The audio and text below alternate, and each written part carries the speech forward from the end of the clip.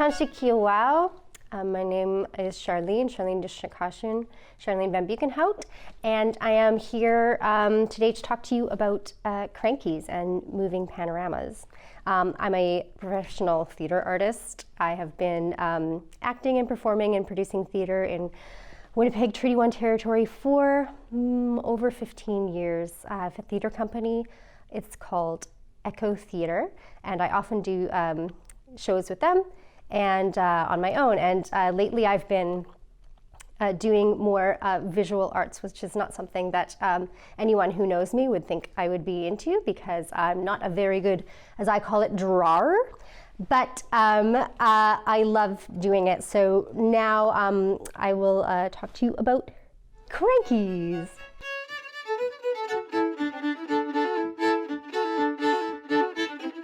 So basically, it's a box that is like a TV, that is also like a book.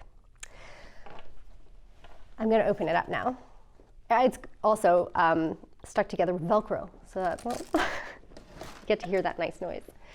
So the little doors open up like a little stage, and we have this scroll.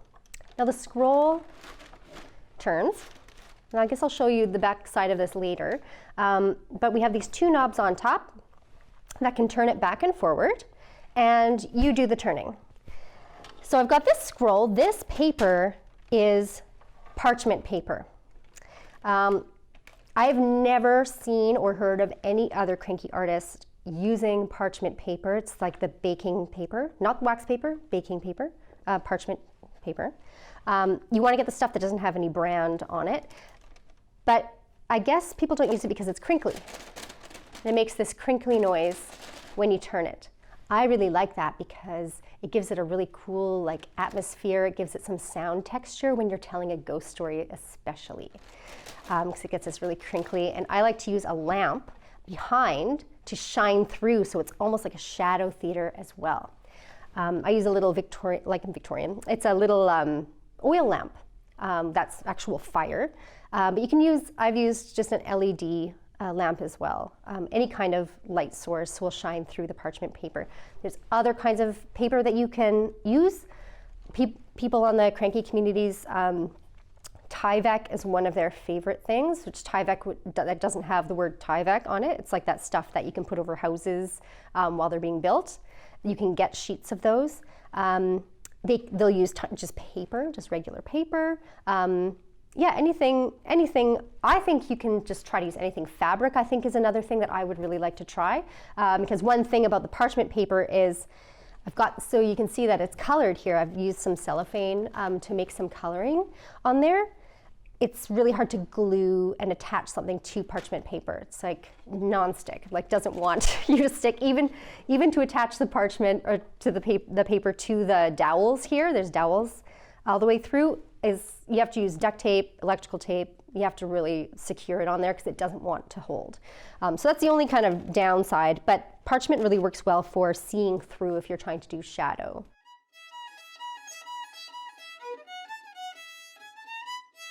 So the types of stories I tell or have told, this one, The Lost Hearts by M.R. James, and I started with The Sweeper by A.M. Burridge. So that's a story about a rich lady who doesn't have any heirs, and she gets a companion who comes to this great, gorgeous old house, and outside every fall they hear sweeping, and I won't tell you anymore. But it's a spooky ghost story, and I chose it because it's got beautiful fall colors.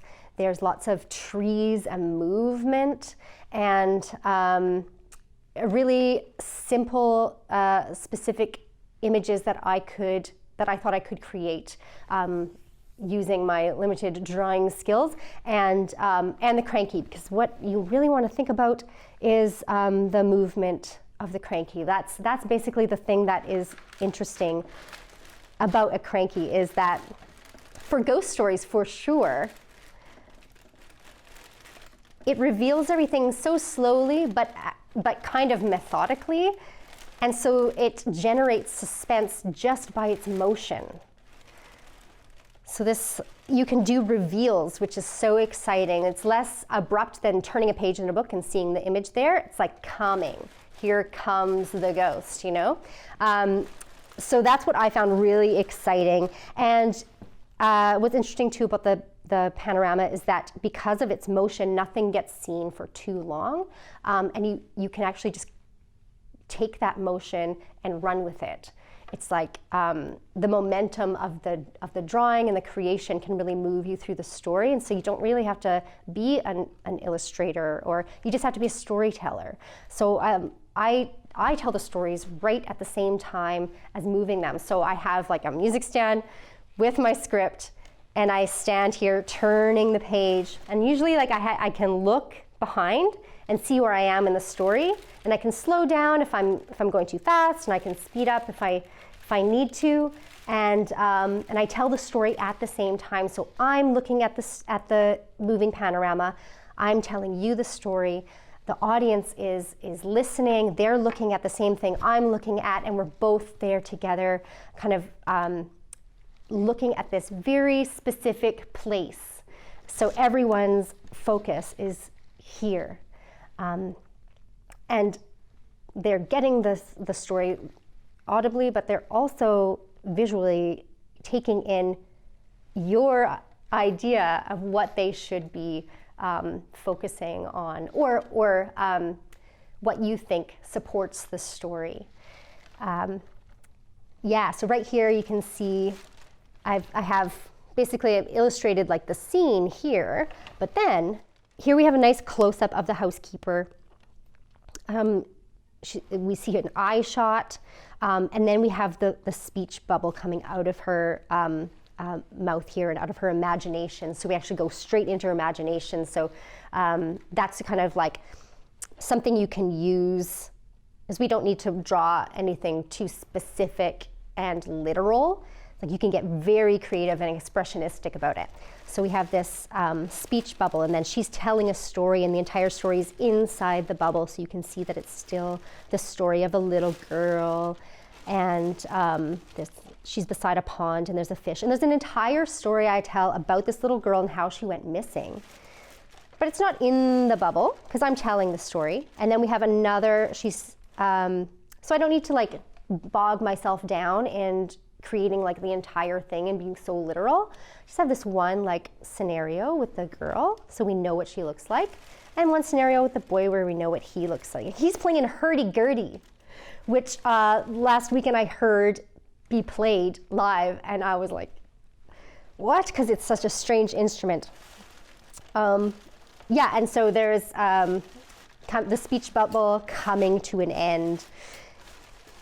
And then we have a window with a moon and another window, and it gets very expressionistic. I have perspective going on and some bad drawing here. But yeah, so there's lots of stuff that you can do, and I really think that the movement created in and out, like with that scrolling, is really attractive. And I think with audiences, they really like, it's something to focus on, for your brain to listen to, but also to see at the same time. And like a storybook being read, but you get to see the scrolling images, and it's less obtrusive to your imagination than a television and a film, because that is making you look at everything. They want you to imagine everything that is being shown to you. But this, I want the audience to use their imagination and have this as support, because that's really the important thing to me about using this this medium, is it supports the storytelling. On the night of which I am speaking, Stephen Elliott found himself, as he thought, looking through the glazed door. The moon was shining through the window, and he was gazing at a figure which lay in the bath. Inexpressibly thin and pathetic, of a dusty leaden color, enveloped in a shroud-like garment, the thin lips crooked into a faint and dreadful smile, the hands pressed tightly over the region of the heart. As he looked upon it, a distant, almost inaudible moan seemed to issue from its lips, and the arms began to stir. The terror of the sight forced Stephen backwards, and he awoke to the fact that he was indeed standing on the cold boarded floor of the passage in the full light of the moon. With a courage which I do not think can be common among boys of his age, he went to the door of the bathroom to ascertain if the figure of his dream were really there. It was not, and he went back to bed.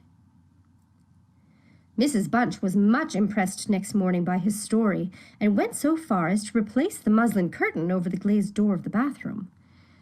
Mr. Abney, moreover, to whom he confided his experiences at breakfast, was greatly interested, and made notes of the matter in what he called his book.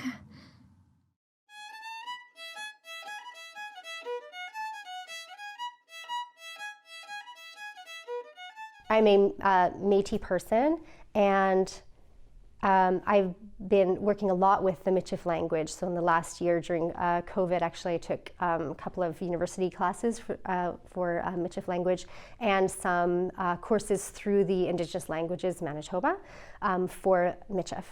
And the last program I took was called Where Are Your Keys?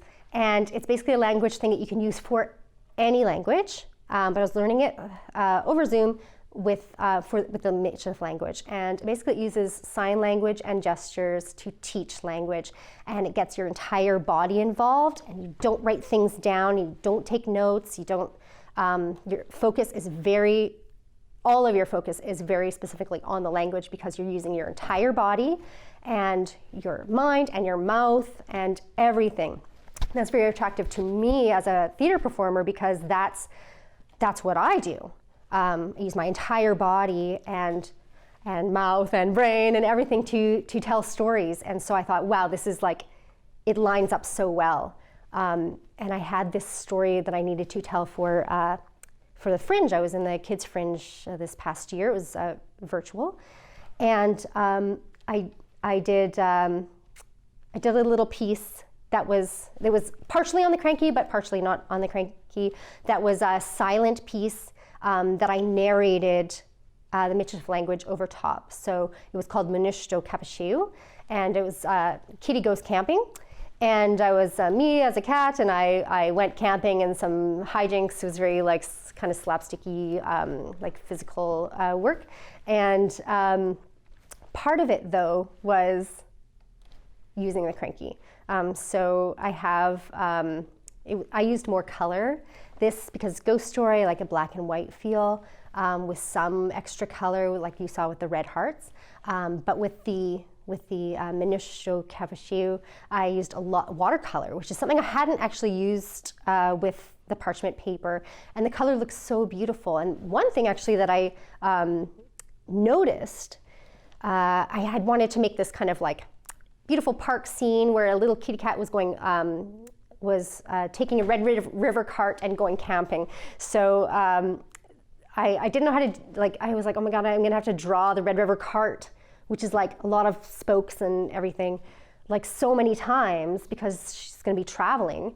And then I realized that I have done this before. I've used shadows, and I can just use a little shadow puppet and draw a little path. And so that was really exciting because the shadow puppet work, which is something I've done before in the past, and the Crankie just seem to work so well together. And the other thing about the watercolors and the shadows is that with lighting, you can do a couple of different things. So there's front lighting, which will look like this. But then, I wish I could go backlighting looks like this. When you shoot it from the back, it gives it a totally different atmosphere. And with the watercolors, kind of a different color. So right in the Manishto Kapashiu, at the end, they're kind of in a dream sequence, and we go from front lighting to backlighting, and it actually just helps you, it helps your brain go, yes, they're sleeping. It's dream time now. We've gone to dreamland. And actually that, just the lighting change on the Crankie front to back did the storytelling for me. So I just used the medium to to do that for me. I didn't have to, I mean, I did some moon movement and stuff, but I could be more expressionistic here because I had that lighting effect, which I thought was really cool. And then I had more shadow puppets where they were interacting with the images on here.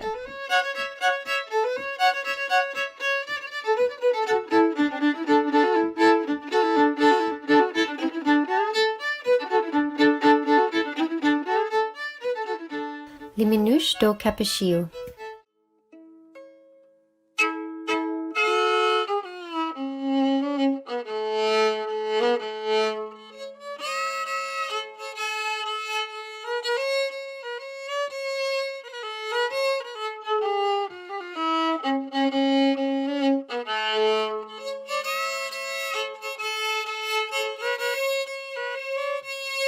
So I have a couple of tips for you. Just kind of logistically to think about how much of the space you are going to be showing the person at a time. So I know everything is scrolling, but you can create a frame. So what I like to do is roll out my scroll and then kind of mark out where my frame is so that it's easier for me to think about which moments I need to hit, and then you can transition between. Kind of gives you an idea too about how, if you wanted to stop in your story and take a moment and tell the story just at that frame, then you can create a scene with that frame and you don't have your transition kind of poking in on the sides. So that's something to think about, because otherwise you're going to get, part of your story is going to end up partway through the other part of the story, and it's going to get a little bit messy. The other thing to think about is, what was my other idea? It was kind of my biggest idea. The material that you're going to be using. I have parchment paper. I know that it's hard to glue things to, and I know that it's hard to tape things to.